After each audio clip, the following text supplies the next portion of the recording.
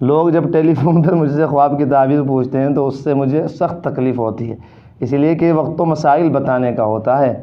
اللہ کے قوانین پوچھیں تاکہ آپ کی بھی دنیا آخرت سنور جائے اور میرے لیے بھی باعث و اجر ہو۔ اگر ہر شخص اپنے ایک ایک خواب کی تعبیر پوچھنے لگے تو سارا وقت اسی میں گزر جائے گا، اس لیے بجائے اس کے کہ میں آپ لوگوں کو ایک ایک خواب کی تعبیر بتاؤں یا آپ ایک ایک خواب کے لیے پریشان ہوں، تو آپ کو رئیس المعبرین یعنی جو ماہر تھے تعبیر بتانے میں، امام ابن سیرین، لہذا آپ کو رئیس المعبرین یعنی ابن سیرین بنا دیتا ہوں۔ چھٹی میں کسی سے خواب کی تعبیر نہ پوچھیں، اپنے اور دوسروں کے خوابوں کی تعبیر خود ہی نکال لیا کریں۔ خواب کی سب سے بڑی تعبیر یہ ہے کہ دنیا ایک خواب ہے۔ آپ خود کوئی خواب دیکھیں تو یہ سوچ لیا کریں، اور اگر کوئی دوسرا آپ کو اپنا خواب بتائے تو اسے بھی یہ تعبیر بتا دیا کریں کہ دنیا ایک خواب ہے، خواب میں اگر خواب دیکھ لیا تو کیا حرج ہے۔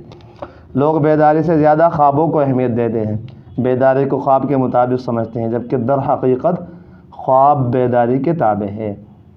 مثلا داڑھی منڈے ڈکنے ڈکے میں حرام حلال کی کوئی تمیز نہیں، میں نے دیکھا میں تو جنت میں تھا یہ میں نے دیکھا پتہ نہیں کیا کر رہا، تو فرمایا کہ نہیں ایسا نہیں ہے، خواب کو اصل سمجھتے ہیں، خواب اصل نہیں ہے، حقیقت اصل ہے۔ آپ اگر آپ کے نیک آپ 100% اللہ تعالیٰ کے احکام پہ چل رہے ہیں، چاہے آپ اپنے آپ کو جہنم میں دیکھیں تب بھی کوئی فرق نہیں پڑتا خواب میں، جبکہ در حقیقت خواب بیداری کے تابع ہے، بیداری خواب کے تابع نہیں۔ مثال کے طور پر اگر کوئی شخص خواب میں خود کو معراج پر جاتا ہوا دیکھ لے اور بیداری میں حال یہ ہے کہ شیطان کا بندہ بنا ہوا ہے، تو اس کے خواب کا کوئی اعتبار نہیں، اور کوئی بیداری میں اللہ کے قوانین کی پابندی کرتا ہے، صحیح معنوں میں اللہ کا بندہ بنا ہوا ہے، تو اسے کوئی اچھا خواب نظر آئے یا برا کوئی فرق نہیں پڑتا۔ ایک کو خواب نظر آتا تھا، پتہ نہیں کیا بھول گیا میں، بڑا عجیب تھا، تو مطلب وہ کوئی چیز دیکھتا تھا مطلب میں شاید خزانے وغیرہ میں انگلی گھما رہا، اس طرح کوئی دیکھتا تھا وہ خواب، تو ایک دن جب اس کی آنکھ کھلی تو اپنے پخانے کے راستے میں انگلی گھما رہا تھا۔ بعض لوگ خواب میں رسول اللہ صلی اللہ علیہ وسلم کی زیارت کا بہت شوق ظاہر کرتے ہیں، میں انہیں کہا کرتا ہوں خواب کا کیا اعتبار ہے، اصل چیز تو اتباع ہے۔ اگر آپ لوگ اتباع کر رہے ہیں تو خواب کوئی چیز نہیں، خواب میں نظر آ جائیں تو فضیلت ہے، ورنہ پیچھے پڑنے یہی اصل چیز ہے ہمارے بڑوں کی۔ حضرت تھانوی نے اسی پہ کام کیا، اختیار کی جو چیزیں ہیں وہ کرو، اور جو اختیار میں نہیں ان کے پیچھے کیوں پڑنا۔ نماز اختیاری چیز ہے، نماز پڑھو، نماز میں دل متوجہ نہیں ہے اس کی کوشش کر لو، زیادہ اس کے پیچھے نہ پڑھو۔ دنیا میں رسول اللہ صلی اللہ علیہ وسلم کا اتباع کیجیے تاکہ جنت میں آپ کی معیت نصیب ہو۔ خواب کی تعبیر کے پیچھے پڑھنے کے یہ نقصان ہیں۔ نمبر 1، خوابوں میں پڑھنا ان کی طرف توجہ کرنا جہالت ہے۔ نمبر 2، کئی پریشانیوں کا سبب بنتے ہیں۔ نمبر 3، گمراہیوں کا سبب بنتے ہیں۔ ہر خواب قابل اعتبار نہ ہونے کے دلائل، یہ بھی یعنی ہر خواب قابل اعتبار بھی نہیں ہوتا آج کے زمانے میں تو ویسے بھی۔ نمبر 1، جاگتے میں پریشان خیالات ہوتے ہیں جنہیں پراگندہ خیالات کہتے ہیں، جیسے ان خیالات کا کوئی اعتبار نہیں، اسی طرح ایسے خوابوں کا بھی اعتبار نہیں۔ یہ اضغاث احلام ہیں، یعنی منتشر خیالات ہیں جو آدمی دن میں سوچتا رہتا ہے، اکثر وہی آتے ہیں۔ نمبر 2، لوگ خواب میں شادیاں بہت دیکھتے رہتے ہیں لیکن کوئی ایسے خوابوں کی تعبیر نہیں پوچھتا۔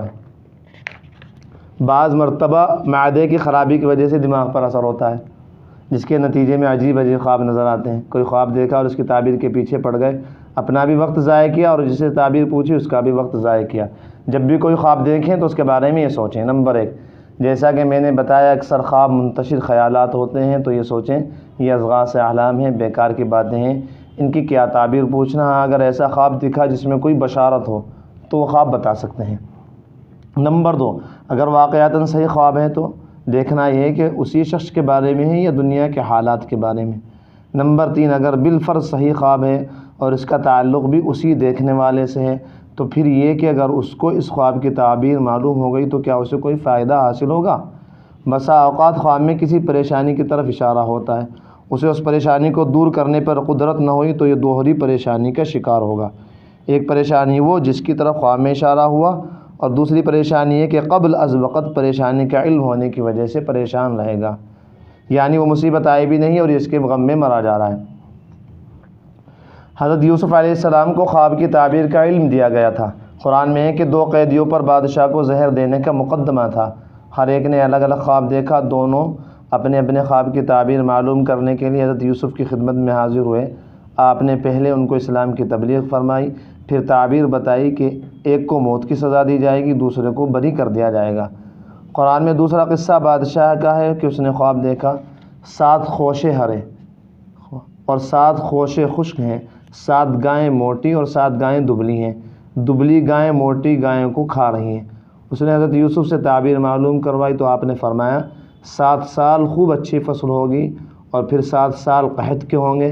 پہلے 7 سال میں جو خوب زیادہ فصل ہوگی اسے محفوظ کر لیا جائے، اس کے بعد جب 7 سال تک قحط ہوگا اس وقت ذخیرے کو استعمال کیا جائے۔